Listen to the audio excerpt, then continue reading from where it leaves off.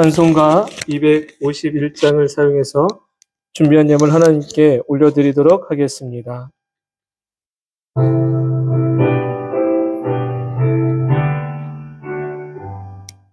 놀랍다 주님의 큰 은혜, 우리의 죄를 속하시려 갈보리 십자가 위에서 어린 양 보혈을 흘렸네. 주의 은혜 우리의 죄를 다시 섰네. 주의 은혜 우리의 죄를 다시 섰네. 죄악은 성난 파도 같이 우리 영혼을 위협하나 헤아릴 수 없는 주의 십자가에서 보이셨네. 주의 은혜 우리의 죄를 다시 섰네. 주의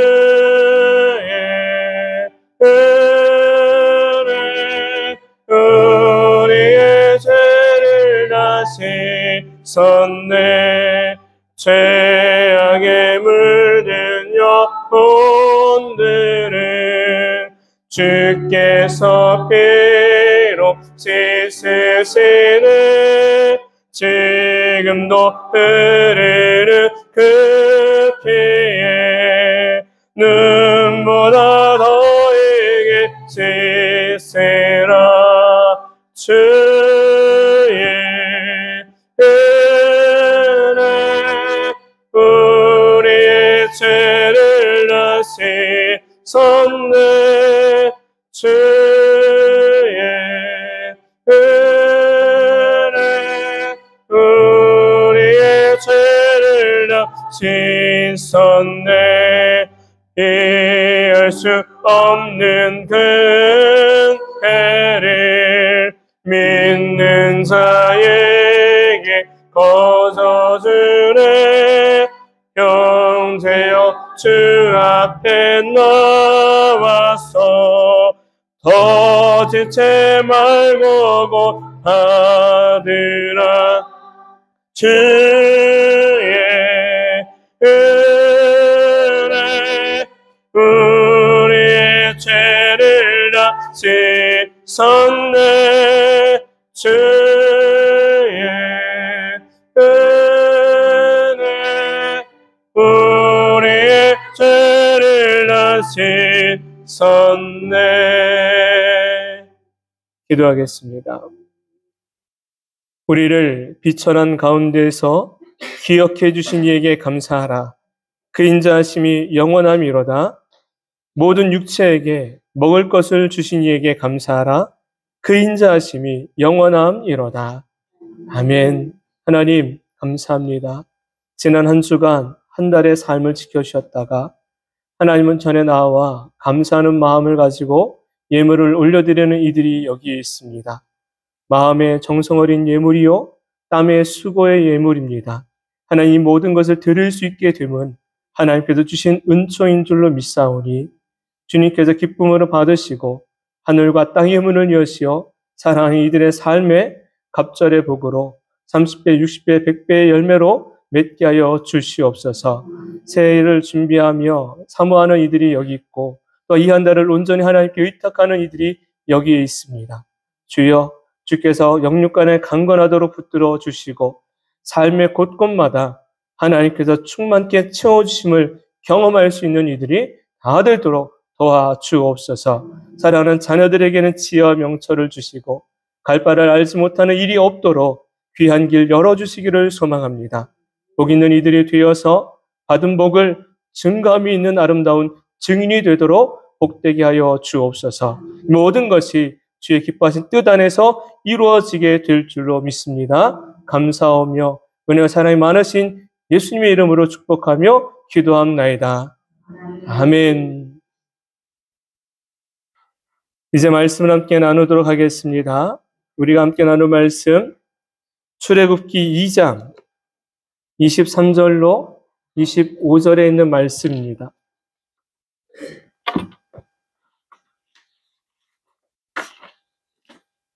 말씀을 찾으셨으면 우리 함께 한 목소리로 말씀을 봉독하죠. 출애굽기 2장 23절로 25절입니다. 함께 합니다. 여러 해 후에 애굽 왕은 죽었고 이스라엘 자손은 고된 노동으로 말미암아 탄식하며 부르짖으니 그 고된 노동으로 말미암아 부르짖는 소리가 하나님께 상달된지라. 하나님이 그들의 고통 소리를 들으시고 하나님이 아브라함과 이삭과 야곱에게 세운 그의 언약을 기억하사 하나님이 이스라엘 자손을 돌보셨고 하나님이 그들을 기억하셨더라. 아멘.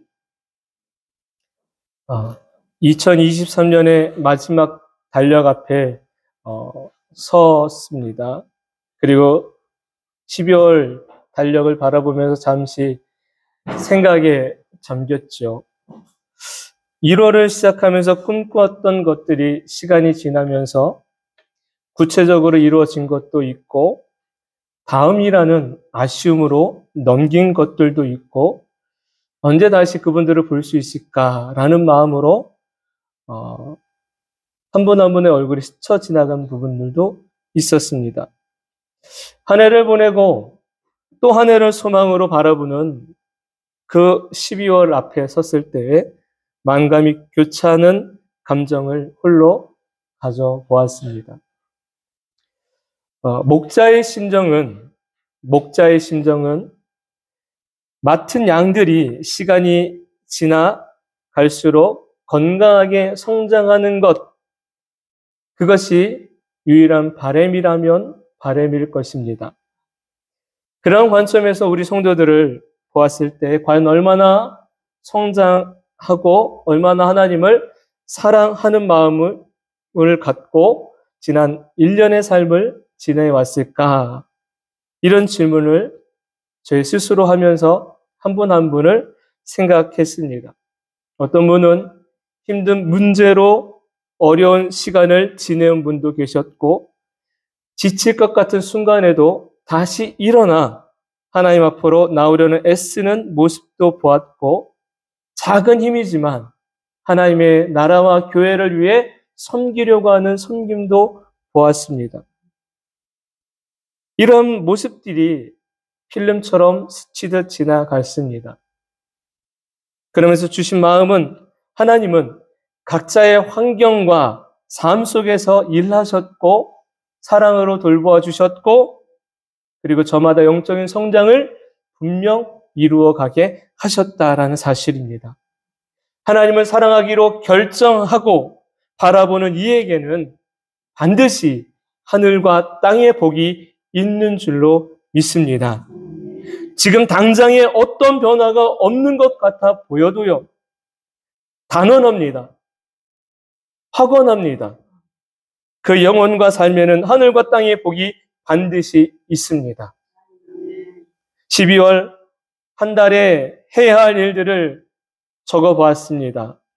성탄의 기쁨과 이 성탄의 계절인 12월에 어떤 메시지로 우리가 하나님의 사랑과 은혜를 나누어야 할까? 이것을 묵상하며 이번 달에 주신 주제가 내게 오신 예수 그리스도의 은혜라는 주제가 나왔고 또한 지난 11월 제가 말씀드렸죠. 다니엘 기도를 통해서 내년에 표어가 나왔습니다. 제게 주셨어요. 하나님의 일하심을 경험하는 성도가 되자. 여러분, 그것이 저와 여러분의 인생의 삶에 온전히 가득하게 되기를 소망합니다. 예수 그리스도가 오심이 누구를 위해서 이 땅에 오셨는지를 우리는 분명히 알아야만 합니다. 그것이 마음으로 다가와 내 안에 채워지게 되면 예수의 오심은 내게 은혜요. 내 삶의 축복이라는 사실을 고백하게 됩니다. 나와 상관이 없는 일로 여긴다면 여전히 그 인생은 성문 밖에 있는 인생이 되고 마지막 때에는 슬피 우는 안타까운 인생이 될 것입니다. 하지만 나를 위해 오신 예수님을 온전히 마음으로 영접하고 기뻐할 때 성탄은 감격의 시간이 되고 기쁨의 때가 될 줄로 믿습니다. 사랑하는 성도 여러분 모두가 나에게 오신 예수를 기쁨과 감사와 감격으로 축하하고 이 한 달의 모든 시간 속에 예수의 오심을 기리는 하루하루가 되기를 소망합니다. 또 한 가지는 하나님의 일하심을 경험하라는 것입니다. 지난 한 해 동안에 하나님은 나를 온전하게 하기 위해서 여러 가지의 삶의 환경 속에 만들어 가시며 나를 인도하셨다라는 사실이에요. 그리고 내 인생의 삶에서 하나님의 일하심이 반드시 있었음을 우리는 기억해야만 합니다. 때로는 훈련의 광야로 우리를 이끄셨습니다. 육체적인 고통을 통해 하나님을 찾게 하셨습니다. 삶의 곤고함 가운데서 우리는 하나님께 나아가게 하나님은 이끌어 가셨다라는 사실입니다. 그럴 때마다 내가 고백해야 될 것이 있습니다. 때로는 눈물 골짜기인 것 같은데 그곳에서 다시 웃을 수 있는 곳으로 인도하셨고 은혜의 강을 건너가게 하셨고 광야를 잘 지나가 평탄한 길로 이끄신 하나님이 계셨다라는 사실입니다. 이건 사람이 한 것 아닙니다. 하나님의 모든 일하심이다라는 사실이죠. 이러한 영적인 신앙의 성숙함이 다가올 새해 저와 여러분에게 더욱 있기를 소망합니다. 12월은요, 마감을 위한 달이 아닙니다. 12월은 새해를, 올해를 잘 마감합시다. 그것으로 끝나는 것이 아니라 저와 여러분에게 12월은요, 다음 해를 준비하는 준비의 시간인 것이에요. 그렇기 때문에 이제 내일부터 한 주간 동안 우리가 새일의 특별 새벽 예배를 드리려고 하는 것입니다. 단순하게 이 한 달만을 급급한 내 문제만을 위해서 기도하는 것이 아니에요. 하나님 앞에 먼저 새해를 사모함으로 축복을 바라는 마음으로 소망함으로 기도하자라는 것입니다. 자녀를 위해 기도해야 될 제목들, 일터를 위해 기도해야 될 제목들, 진로를 향해 기도해야 될 제목들, 가정과 가족들을 위하여 기도할 제목들을 먼저 기도하는 자가 복된 자인 줄로 믿습니다. 그 마음 가지고 여러분 내일 새벽을 깨워 주의 전에 나와 예배할 수 있게 되기를 소망합니다. 우리 좌우 앞뒤에 계신 분에게 이렇게 인사합시다. 눈을 서로 마주 보셔야 돼. 아이 컨택 하시면서 이렇게 이야기해요. 새벽에 만납시다. 다시 한 번만 더요. 새벽에 만납시다. 사랑하고 축복합니다. 본문의 말씀 내용은 이러해요. 요셉이 애굽의 국무총리로 지내던 시기에 요셉의 아버지인 야곱이 그의 가족들 70명을 이끌고 애굽 땅인 고센이라는 지역에 거주하게 됩니다. 하나님의 계획하심 가운데 이루어진 것이지요. 아주 2주 후에 오랜 세월이 지나가게 됩니다. 성경에 보니까 요셉을 알던 왕의 시대에는 이스라엘 백성들이, 다시 말하면 야곱의 가족들이 평안하게 지내요. 그런데 시간이 지나가면서 점점 더 사람들의 기억 속에서 누가 잊혀져 가느냐 하면 요셉이라는 인물이 잊혀져 갑니다.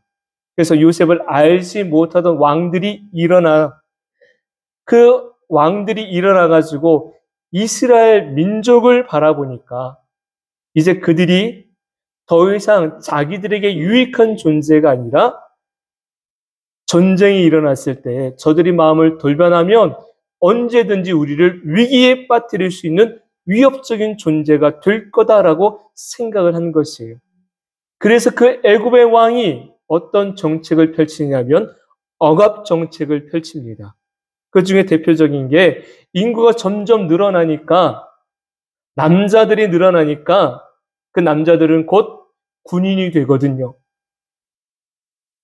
군사들이 되거든요. 위협적인 존재가 되거든요. 그래서 산하 억제 정책을 펼치는 거예요. 남자아이가 태어나면 어떻게 하라? 산파들을 통해서 죽이라는 거예요. 그것이 뜻대로 이루어지지 않자 또 다른 명령을 내리죠. 남자아이가 태어나면 모든 이스라엘 사람들은, 히브리인들은 나일 강가에 던져 버리라는 거예요. 이렇게 억압 정책이 있었고, 또 하나는 무엇입니까? 심한 노동으로 그들을 다른 데 신경 쓰지 못하도록, 다른 마음을 먹지 못하도록 고된 노동으로 몰아 넣었습니다. 이런 모진 고통과 아픔 시간에 보내게 된 이들이 누구를 찾냐면 하나님을 찾기 시작합니다.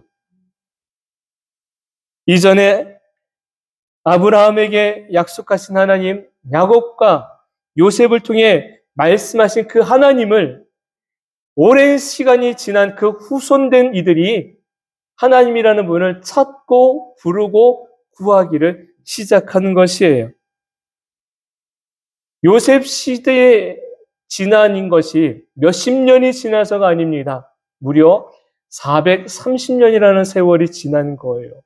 그러니 그 기간 속에서 하나님에 대한 말씀과 하나님이 어떤 일을 행하셨는지가 점점 사람들에게 기억되는 것이 아니라 희미해져 가기 시작한 것입니다. 그러다가 고난을 만나고 힘겨움을 당하니까 더듬더듬어서 찾는 하나님을 부르기 시작하는 것이에요. 민족이 민족 되기까지는 하나님의 보호하심과 축복하심이 있었습니다. 애굽 땅에 이주했을 때는 민족으로 들어오지 않아요. 야곱의 가족 70명으로 들어왔다가 430년의 긴 세월이 지나서 마침내 무엇이 됩니까? 민족이 되더란 사실이에요. 그 민족을 이룬 이후에 하나님께서는 그들을 어떻게 하시느냐면 약속하신 바대로 이끌어 가기를 원하셨던 것입니다. 여러분, 오늘의 말씀 가운데 백성들의 부르짖음에 하나님이 어떻게 하셨는지, 우리들의 부르짖음에 하나님은 어떻게 하실 것인지를 우리는 말씀을 통해 분명히 알아야만 합니다. 본문을 주제로 두 가지 메시지를 증거할 것입니다. 먼저는 이것입니다. 열린 마음으로 듣고 계신 하나님입니다. 따라서 합시다. 열린 마음으로 듣고 계신 하나님. 본문 말씀 23절을 우리 같이 읽도록 하지요.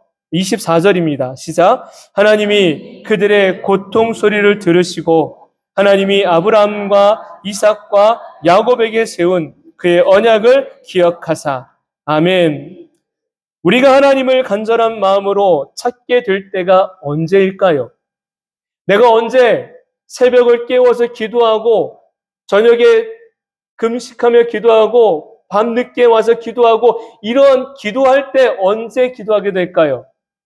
평안할 때 기도하게 됩니까? 급한 일이 떨어졌을 때 기도하게 됩니까? 이스라엘 백성들이 하나님을 찾을 때가 평안할 때였을까요? 위급한 상황이었을까요? 네, 가장 힘들고 가장 괴롭고 가장 아플 때에 하나님을 찾기 시작합니다. 가만히 보니까 이스라엘 백성이 하나님을 찾는 그 환경과 모습들이 마치 누구의 삶과 같습니까? 오늘 나의 삶과 동일하지 않느냐라는 사실이에요. 평안하다 할 때에는 하나님을 찾지도 부르지도 구하지도 않습니다. 그리고 나서 문제가 생기고 어려움을 겪게 되니까 하나님을 찾기 시작합니다. 여러분, 이런 생각을 해봤습니다. 내가 필요할 때만 하나님을 찾으면 하나님은 어떠실까? 만일 사람이 내가 필요할 때만 연락을 해가지고 그 필요의 문제가 끝나면 연락이 뚝 끊겨요. 또 위급한 일을 당하면 또 연락을 했다가 위급한 일이 끝나면 또 연락이 끊어져요. 그때마다 연락하는 사람 어떻게 보여요? 존귀하게 보여요? 얄밉게 보여요? 예, 아주 얄밉게 보이지요? 꼭 자기 필요할 때만 찾아오는 사람들. 도와주고 싶어요? 도와주고 싶지 않아요? 네, 우리 인정하잖아요. 도와주고 싶지 않아요. 그 마음이 우리들의 마음인 거예요. 그럼 하나님은 어떠실까요? 여러분, 내가 하나님, 이 문제 때문에 하나님을 찾아왔어요. 그럼 그 문제가 해결되면 또 잠잠해요. 안 찾아요. 내 몸에 문제가 생겼어요. 그때는 하나님을 절절하게 찾아요. 그 문제가 해결되면은요. 하나님을 안 찾아요. 그러면 하나님 마음은 어떠실까? 하나님도 너는 문제가 있으면 그때만 날 찾느냐며 얄밉게 바라보실까요? 아니에요. 사람은 얄밉다고 말할 수 있어요. 사람은 얄미워서 안 도와줄 수는 있어요. 하지만 하나님은 그러지 않은 하나님이란 사실을 우리는 기억해야 됩니다. 하나님은 우리의 모습이 어떠하든지 어떤 상태에 있든지 하나님을 찾기를 원하십니다. 그래서 그 하나님의 도움과 하나님의 사랑 가운데 있기를 원하고 있는 분이 바로 하나님이신 것입니다. 우리 하나님은 당신을 찾는 이들을 외면하지 않고 항상 기억하세요. 항상 어떤 마음을 가지고 계시다? 열린 마음을 가지고 계시다는 사실. 하나님의 마음은 누군가에는 열려 있고 누군가에게는 요만큼, 누군가에게는 닫혀 있는 게 아니에요. 우리 하나님의 마음은 모든 사람들을 향해서 열려 있는 마음을 가지고 계십니다. 내가 얄미운 짓을 할 때에도 하나님은 그 마음을 열어놓고 계세요. 내가 부끄러운 행동을 했을 때 하나님은 그 마음을 열고 계세요. 그래서 그 마음 가운데서 하나님의 사랑이 있음을, 가득함을 보여주고 있다는 사실입니다. 하나님 아버지의 마음을 가장 잘 보여주고 있는 말씀이 있다면 저는 누가복음 15장에 있는 이런 아들에 대한 아버지의 마음이 아닐까 싶습니다. 한 아버지에게 아들이 2명이 있습니다. 첫째는 성실하게 아버지를 잘 도와주는 아들이에요. 근데 둘째가 문제예요. 둘째가 문제인데 어느 날 아버지에게 찾아와가지고 이런 부탁을 하죠. 부탁이 아니죠. 그거는 협박일 수 있어요. 아버지가 돌아가시면 내게 주실 유산 그거 먼저 좀 주세요. 분명히 유산을 달라는 거예요. 아버지가 살아계신데. 아버지가 그 아들의 부탁을 승낙해서 유산을 내어줍니다. 그 유산을 받아둔 둘째 아들이 어떻게 합니까? 밖으로 나아가 허랑방탕하게 생활을 하다가 받은 모든 유산을 잃어버려요. 그리고 나서 그가 철저히 모든 것을 잃어버리고 난 다음에 그 삶은 엉망진창이 됩니다. 심지어 돼지를 키우는 일을 하다가 너무 배가 고파가지고 돼지가 먹는 쥐염 열매를 좀 얻어서 자기의 배를 채우려고 했지만 그마저도 허락되지가 않아요. 그래서 이 아들이 어떤 생각을 합니까? 야, 차라리 내 아버지 집에 있는 하인들이 더 낫겠다라는 거예요. 내 아버지 집에 있는 그 하인들은 먹기도 하고 자기도 하고 옷도 입고 신발도 신고 사는데 내 꼴이 뭐냐라는 거지요. 먹지도 못하고 입지도 못하고 신발도 신지 못하고 완전히 무슨 꼴? 거짓꼴을 하고 있으니까 차라리 아버지 집에 있는 하인으로 들어가는 게 낫겠다라고 생각을 해요. 그래서 아버지 집으로 발걸음을 돌이킵니다. 이제는 아들이 아닌 하인으로라도 써달라고 부탁하려고. 그런데 그 아버지는 어떤 마음을 가지고 있습니까? 아버지가 저 멀리서 남루한 옷차림으로 오는 그 아들을 발견하고 뛰어가서 그 아들을 얼싸안으며 기뻐합니다.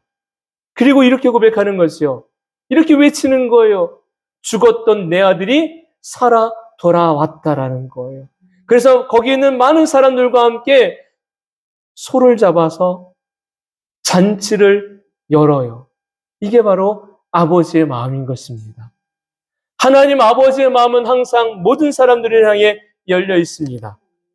그래서 그 마음을 가지고 하나님 앞에 우리는 나아가야 돼. 그 마음을 바라보며. 그런데 문제는 누가 문제일까요? 내가 문제인 거예요. 우리가 문제인 거예요. 우리는 그럼 어떤 마음을 가지고 있습니까? 하나님은 항상 열린 마음인데 우리는 하나님을 향하여서 열린 마음을 가지고 계십니까? 아니면 닫힌 마음을 가지고 계십니까?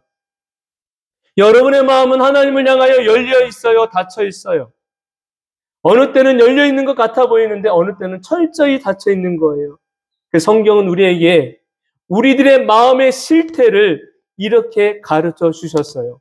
스가랴 7장 11절과 12절 말씀 우리 한번 크게 한번 읽어보겠습니다. 시작. 너희 듣기를 좋아하여 눈을 돌리며 듣지 아니하려고 귀를 막으며 그 마음을 금방석하게 하여 율법과 만군의 여호와가 그의 영으로 옛 선지자를 통하여 전한 말을 듣지 아니하므로 큰 진노가 만군의 여러분 그들이 듣지 않으려고 어떻게 했대요? 바로 우리가 사람들이 하나님의 말씀을 듣지 않으려고 등을 돌려버렸다라는 겁니다. 듣지 않으려고 어떻게 했대요? 귀를 막아버렸다라는 것이에요. 이게 바로 우리들의 모습 아닙니까? 그래서 어떤 상태가 되어 금강석같이 굳어져 버렸다라는 사실이에요. 얼마나 듣기 싫어했는지를 분명하게 가르쳐 줍니다.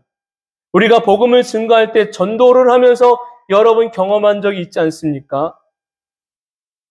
사람들에게 복음을 증거할 때 의외로 많은 사람들이 복음 자체를 싫어하고 듣기 싫어한다라는 것을 우리가 확인하게 됩니다. 전도지를 나눠주며 예수님 믿으세요라고 친절하게 가장 예쁜 목소리로 증거하는데 전하는데 오히려 저 먼 곳에서부터 교회 띠를 가지고 전도지를 나누어주고 있는 이들을 보니까 먼 곳서부터 사람들이 받기 싫어서 듣기 싫어서 돌아가요. 또한 받지 않으려고 손을 일부러 주머니에 넣어버려요. 또한 듣지 않으려고 아예 고개를 절레절레 흔들어요. 또 뭐라고도 합니까? 심지어는 예수님 믿으세요라고 복음 증거할 때 너나 믿어라 하고 툭 던지고 가는 사람들도 의외로 적지 않아요. 여러분 어떤 마음일까요? 바로 듣지 않으려는 마음이고 등을 돌려버리는 것이고 금강석같이 굳어져 버린 마음인 것입니다. 세상 사람들은 아직 예수를 알지 못하니까 그럴 수 있겠지요. 그런데 저와 여러분 예수님을 믿는다고 하는 우리는 그럼 어떠냐라는 사실이에요. 과연 나는 어떻습니까? 매 주일마다 예배 자리에 나와요. 말씀도 들어요. 그런데 내 마음은 과연 하나님을 향하여 항상 열려있는 마음이에요? 아니면 내가 듣기에 좋은 말씀에만 열려있고 부담되고 싫은 것에는 닫아버리십니까? 성경은 우리에게 달달한 것만 주지 않으세요. 때로는 칼날처럼 우리를 때로는 자르기도 하고 송곳처럼 찌르기도 하고 아프기도 합니다. 여러분 말씀이 우리들에게 어떻게 영향을 주고 있는지를 우리가 열린 마음을 가지고 받으면 과연 우리는 살 수 있을까요? 없을까요? 살 수 없어요. 그래서 칼날 같은 마음이 우리의 마음에 찾아오면 우리가 어떤 반응을 보이느냐 하면 입을 쿡 닫아버려요. 아멘이 나오질 않아요. 마음이 부담이 되는 소리가 말씀이 내게 들려지면 아멘이 되지 않아요. 마음을 닫아버려요. 이게 연약한 우리들의 모습, 실상인 것입니다. 하나님은 우리에게 당신이 듣기 좋은 것에만 아멘하지 말고 모든 것이 하나님의 생명의 말씀임을 믿으면 어떤 말씀이 증거되어지든지 그 말씀에 아멘하는 자가 되기를 바라고 계십니다. 저와 여러분에게 주신 생명의 말씀을 하나님의 말씀으로 온전히 듣고 말씀을 믿는 자가 되기를 소망합니다. 이스라엘 백성들이 지금의 고통과 어려움을 감당하지 못하여 괴로운 마음을 가지고 하나님께 울부짖기 시작합니다. 본문 말씀 22절에 보니까 이스라엘 자손은 고된 노동으로 말미암아 탄식하였고 그 탄식이 부르짖음이 없으며 고된 노동으로 말미암아 하나님 앞에 외치기를 시작한 것입니다. 하나님은 어떡하세요? 그동안에 찾지 않았던 이들 얄미워서라도 침묵하실 것 같은데 그러지 않으시잖아요. 고통의 소리를 들으셨다라고 하나님 말씀하십니다. 그리고 어떻게 하세요? 그 백성을 구원하기로 결정하신 거예요. 고된 노동으로부터 벗어나게 하는 것은요, 노동의 강도를 줄이는 걸까요? 아니에요. 하나님의 계획은 그들의 고된 노동으로부터 건져내시는 것. 다시 말해서 애굽 나라에서부터 그들을 이끌어내는 것입니다. 그리고 어떻게 해요? 가나안 땅의 축복으로 그들을 얻게 하는 것이 바로 하나님의 계획인 것입니다. 하나님이 우리를 향한 계획도 가장 복된 길이 예비되어져 있음을 믿으시기를 바랍니다. 그 길을 우리는 알지 못해요. 그러나 믿고 순종하는 자에게는 그 길이 열려지게 될 줄로 믿습니다. 비록 연약하고 죄인된 우리들의 아우성과 같은 소리를 하나님을 향해 외칠지라도 하나님은 그 외침 가운데서도 듣고 계시다는 사실을 기억하시기 바랍니다. 마치 엄마는 어린 아기가 작은 신음소리를 낼 때에도 모든 소리를 엄마는 다 들어요. 그와 같이 하나님은 우리의 작은 신음소리에도 들으시고 하나님은 반응하시는 분이라는 사실을 잊지 마십시오. 그래서 하나님께 기도하는 것을 멈추지 말아야 되고 하나님을 찾는 것을 주저하지 말아야 되고 하나님 앞에 머물러 있어야 됨을 기억하시기를 바랍니다. 새해 1회 특별 새벽 예배를 준비하고 이 시간을 마련한 것은요, 다른 데 있지 않아요. 하나님께 먼저 기도하는 자가 되기를 바라는 것입니다. 당장의 문제에 급급해서 하나님을 찾는 것이 아니라 앞서가시는 하나님을 신뢰하며 맞이할 새해를 사모함으로 하나님의 역사를 기대함으로 이제 이 한 주간을 기도하자라는 것입니다. 구하라 하신 하나님은 구하는 자에게 가장 좋은 것 주실 능력이 있는 분이십니다. 찾는 자에게 찾게 하시는 분이시며 하늘의 문을 두드리는 자에게는 그 인생의 하늘과 땅의 복으로 충만하게 채워주실 능력이 있는 분이신 줄로 믿습니다. 사람은 듣고 무시할 수 있어요. 그러나 하나님은 그러지 않으십니다. 나를 향하여 열린 마음을 가지고 들을 준비를 하고 계신 그 하나님께 여러분이 입을 열어서 하나님을 향해 외칠 수 있게 되기를 소망합니다. 두 번째 말씀 이것입니다. 따라서 하죠. 나를 기억하시는 하나님의 은혜.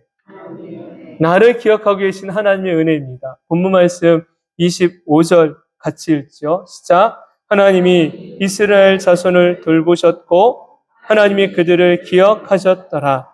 아멘.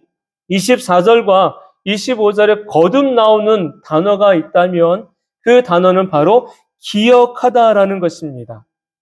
하나님이 아브라함과 이삭과 야곱과 에서에게 하신 약속을 기억하셨고 그리고 그들을 기억하셨다라고 말씀합니다. 그러면 우리가 한번 살펴봐야 될 것이 있어요. 하나님이 아브라함과 이삭과 야곱에게 약속하신 것이 뭐냐라는 거예요. 그 약속이 무슨 내용인지를 알아야 될 것 아닙니까? 그래서 창세기 35장에 보면 11절과 12절에 이런 말씀이 나와요. 제가 읽어드릴게요. 창세기 35장 11절 12절입니다. 하나님이 그에게 이르시되 나는 전능한 하나님이라 생육하며 번성하라. 한 백성과 백성들의 총회가 내게서 나오고 왕들이 내 허리에서 나오리라. 내가 아브라함과 이삭에게 준 땅을 내게 주고 내가 내 후손에게도 그 땅을 주리라. 아멘. 하나님이 약속하신 것은 두 가지예요. 먼저는 민족을 이루게 하시는 번성의 은혜고, 두 번째는 땅을 주시겠다라는 약속인 것입니다. 하나님께서 아브라함에게, 이삭에게 하신 약속은 이러한 거예요. 자, 지금 이스라엘 백성들이 살고 있는 애굽, 하나님이 약속하신 땅입니까? 아닙니까? 아니에요. 애굽은 하나님이 약속하신 땅이 아닙니다. 아브라함과 이삭이 살던 땅, 바로 가나안 땅이 하나님이 약속하신 땅인 거예요. 그 땅을 누구에게 주시겠다? 후손들에게 주시겠다라는 것을 하나님이 기억하셔서 이제 그들을, 그 일들을 이루시겠다는 하나님의 강한 의지를 보여주고 계신 장면인 것입니다. 사랑하는 성도 여러분, 하나님은 시간과 공간을 초월하시는 분이십니다. 시간에 묶이지 아니하시고 시간이 얼마나 지났을지라도 그 약속을 잊지 않는 분이 하나님이라는 사실이에요. 사람은 약속을 잊어버리고 지키지 않을 수는 있지만 하나님은 절대로 그분의 약속을 시간이 얼마나 지났을지라도 반드시 이행하시는 분이라는 사실을 기억해야 됩니다. 그렇다면 그 약속을 받은 대상이 수혜자가 되는 것이에요. 그 수혜자가 바로 누구입니까? 이스라엘 백성인 것이죠. 하나님이 아브라함과 이삭과 야곱에게 약속하셨어요. 민족을 이루게 하겠다고. 아브라함 시대에 민족이 이루어집니까? 아니에요. 그럼 이삭의 시대에 민족이 이루어집니까? 아니지요. 시간이 지나서 430년이라는 세월이 지나 비로소 하나님이 민족을 이루게 하셔요. 그리고 난 다음에 하나님이 무엇을 이제 이행하세요? 아브라함의 너의 후손들에게 땅을 주겠다라는 거예요. 그 땅이 바로 가나안 땅인 것입니다. 여러분, 창세기 12장에 하나님이 아브라함을 이끌고 가셔서 인도할 땅으로 가라 말씀하셨잖아요. 그 땅이 어디였어요? 바로 가나안 땅이었던 것입니다. 그 가나안 땅으로 마침내 민족을 이룬 이스라엘 백성들이 이주하여 살아가게 하시겠다라는 게 하나님의 은혜인 거예요. 하나님이 시간이 지난 후에 약속하셨던 땅을 이스라엘 백성들에게 주길 원하세요. 이스라엘 백성들은 이제 땅을 받는 수혜자가 된 것입니다. 저와 여러분은 약속의 수혜자인 줄로 믿습니다. 하나님이 어떤 약속을 우리에게 주셨어요? 어떤 약속의 복을 우리가 이제 받게 되었습니까? 아니, 이미 받았습니까? 바로 그 약속은 영원한 생명을 얻은 영생의 복과 죄로 인해 죽을 수밖에 없는 인생이 하나님의 아들 독생자 예수 그리스도의 그 십자가의 죽으심으로 인해 죄 사함의 은혜를 얻었다라는 사실이에요.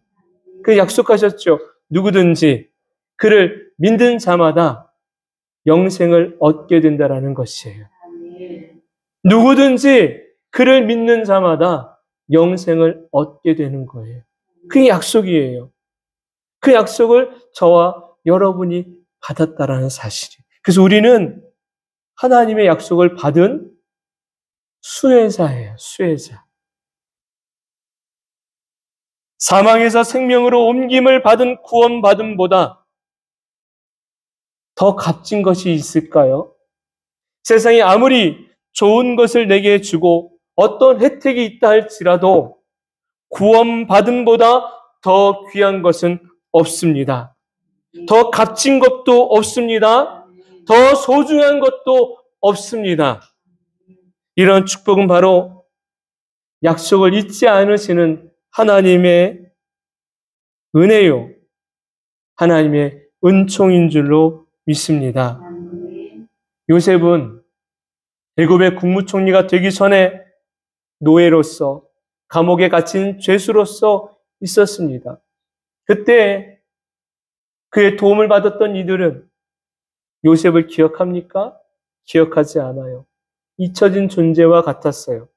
사람은 잊어버릴 수 있어요. 그런데 하나님은 잊지 않으셨습니다. 환경을 만들어 가시고 요셉이라는 인물을 다시 애굽왕 바로 앞에 세우셨습니다. 그리고 그로 하여금 존귀한 자가 되게 하셔서 애굽의 국무총리로, 그리고 그 국무총리 된 요셉을 통해 야곱과 그의 가족 70명이 이주하여 살게 하셨고, 그 70명으로 시작된 이들이 점점 하나님의 보호하심과 축복하심 속에서 200만 명 남짓한 엄청난 민족을 이루는 백성들이 되었다라는 사실이에요. 여러분, 하나님은 그러한 민족을 이룰 초석으로 마중물과 같이 한 사람 요셉을 사용하셨습니다. 야곱의 가문을 사용하셨습니다. 저와 여러분에게는요, 마중물과 같이 우리를 사용하실 때가 있습니다. 우리는 2024년도에 우리 가정이, 우리 자녀가, 내가 일하는 일터가 복된 축복의 터전이 되려면 누가 마중물의 역할을 해야 될까요? 바로 저와 여러분이 마중물의 역할을 해야 될 이들인 줄로 믿습니다. 그래서 먼저 듣게 하고 먼저 기도하게 하시는 거예요. 앞으로 맞이할 모든 날 하나님은 우리 한 사람 한 사람을 당신의 선한 계획 가운데 이루어가게 하실 겁니다. 하루를 살아갈 때 선하신 하나님을 의지하고 의뢰하실 수 있게 되길 소망합니다. 그리하면 약속의 축복은 반드시 내 삶 속에 이루어집니다. 내가 힘이 있어서 되어지는 것 아니고 내가 능력으로 되어지는 것도 아닙니다. 또 힘이 없다고, 능력이 없다고 되어지지 않는 것도 아닙니다. 하나님이 나를 기억하시면 됩니다. 하나님이 일하시면 되어질 줄로 믿습니다. 하나님이 일하실 것을 믿는 자마다 그 속에서 역사를 보게 될 줄로 믿습니다. 여러분이 이제 예배를 마치고 나면 돌아가실 때 새해 달력을 받으실 거예요. 그럼 새해 달력이 가장 먼저 부탁드립니다. 보셔야 될 것이 하나 있어요. 그것은 바로 뭐냐면 2024년도의 주제인 거예요. 그리고 그 앞에 서서 외치십시오. 하나님, 나를 위해서 일하시는 것을 보게 해달라고, 나를 위해서 역사하시는 것을 보게 해달라고 사모함으로 그 달력을 보시고 주제를 마음에 새겨 놓으시기를 부탁드립니다. 이제 말씀을 마치려고 합니다. 하나님은 누구를 기억하실까요? 우리가 잘한 것만 하나님이 기억하시는 게 아니에요. 우리가 부족하여도, 연약하여도, 넘어졌어도, 흠이 많아도, 여전히 죄에서 끊어내지 못하는 모습이 있을지라도 하나님은 나를 향하여 항상 열린 마음을 가지고 계시고, 그 열린 마음은 사랑이며 그 사랑은 곧 내게 주실 약속을 이행하시는 하나님의 은혜다라는 사실을 잊지 마시기를 바랍니다. 12월의 첫째 주간, 이제 우리는 하나님의 사랑과 하나님의 말씀을 사모하며 나아갑니다. 이 한 달은 세계 모든 사람들이 알고 있는 것 같은 성탄의 계절이 있는 날입니다. 하나님이 나를 얼마나 사랑하시고 있는지를 성탄의 기쁨을 통해, 감격을 통해 무사람들에게 서로 나눠줄 줄 아는 그런 하나님의 사람들 되기를 소망합니다. 우리 함께 찬송하도록 하지요. 충만이라는 곡 함께 찬양합니다. 무명이어도 공허하지 않는 것은 예수 안에 난 만족함이라. 가난하여도 부족하지 않는 것은 예수 안에 오직 나는 의요함이라. 고난 중에도 견뎌낼 수 있는 것은 주의 계획 믿기 때문이라. 실패하여도 일어설 수 있는 것은 예수 안에 오직 나는 승리함이라. 난 예수로 충만하네. 난 예수로 충만하네. 난 예수로 충만하네. 영원한 왕 내 안에 살아계시네.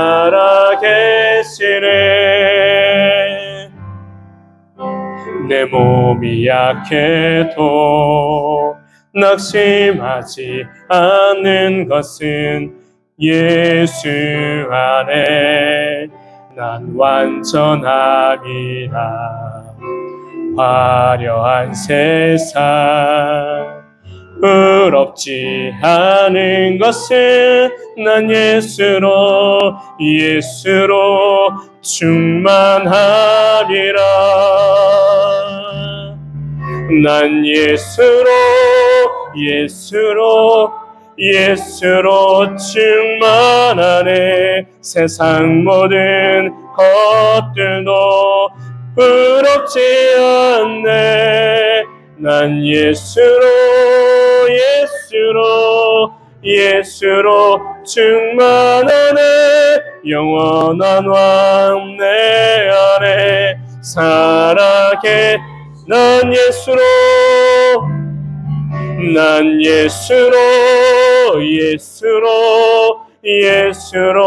충만하네. 세상 모든 풍파도 두렵지 않네. 난 예수로 충만하네. 영원한 왕 내 안에 살아계시네.